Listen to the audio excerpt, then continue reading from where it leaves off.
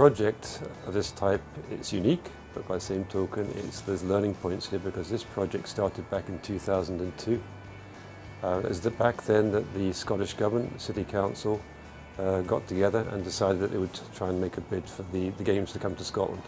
And this was a chance to act as a catalyst for the generation and leave a lasting legacy for the city and for Scotland.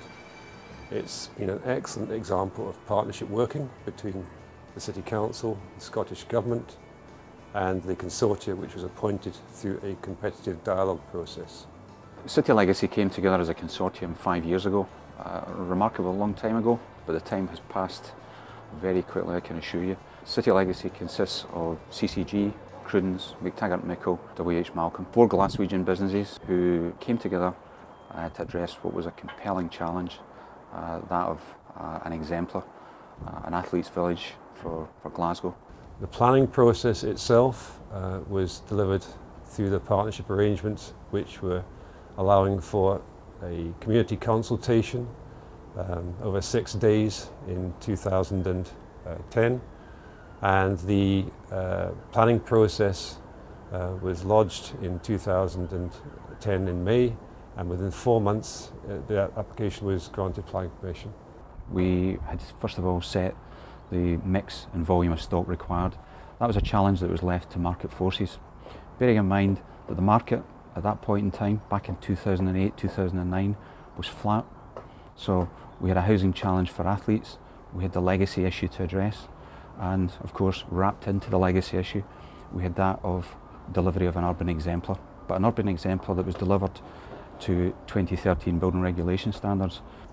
In developing the master plan for this site, particular regard was placed to connectivity, and as you'll see behind me here, the development sits on the bank of the Clyde, which is the national cycle route here. It integrates potentially across to the Canninga Loop here, where a Commonwealth Wood is being developed, and integrates through to the existing communities in Dalmarnock and in Parkhead. At the heart of the village lies the central suds feature, a landscape feature, but also an area where potentially there is walking and cycling are prioritised. The range of use on this site is 700 houses at the present time, including 50 flats, 120 bed care home, and a combined district heating system providing hot water and heating to all the houses on the site. One of the biggest challenges we faced during the process was undeniably innovation. Innovation ordinarily takes time. We had none. We were driving the project forward. It was a major challenge to embrace innovation, to embrace changing regulation, and to embrace in particular the city's objective to deliver a district heating network. That was a major tenet of the bidding process. It was designed to tackle fuel poverty as an issue and to create the village as an exemplar of Glasgow delivering on its carbon obligations. One of the important issues for the East End has been the predominance of flatted housing, and this was a great opportunity to provide family housing front and back door.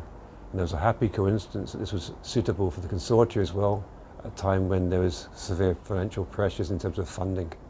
City Legacy's vision, having embraced the brief, was to deliver a legacy of job creation, but more fundamentally an outstanding place to live. Have we achieved it?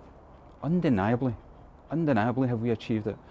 We've come together as a consortium, we've worked with the city, and what has been delivered is 88 acres of unparalleled change. We've taken an epicentre of decay in the East End of Glasgow.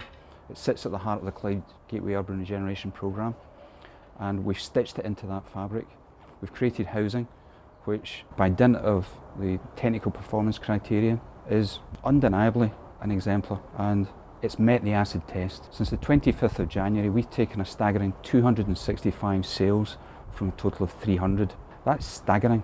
What a tribute to the Glasgow housing market, what a tribute to the consortium's efforts, creating a village, creating the exemplar that was sought, and delivering on the vision. Having addressed the challenges that I've identified, we then had to lead on the statutory process.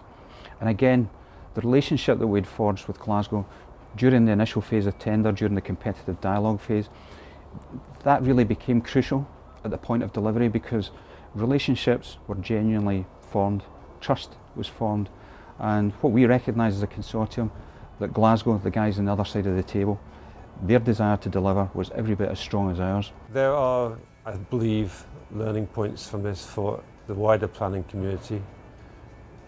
This has been a very successful project, will leave a lasting legacy for the city and for Scotland. This has been achieved by commitment from all the partners involved in this project and has only been possible by the certainty created over a period of 10 to 12 years.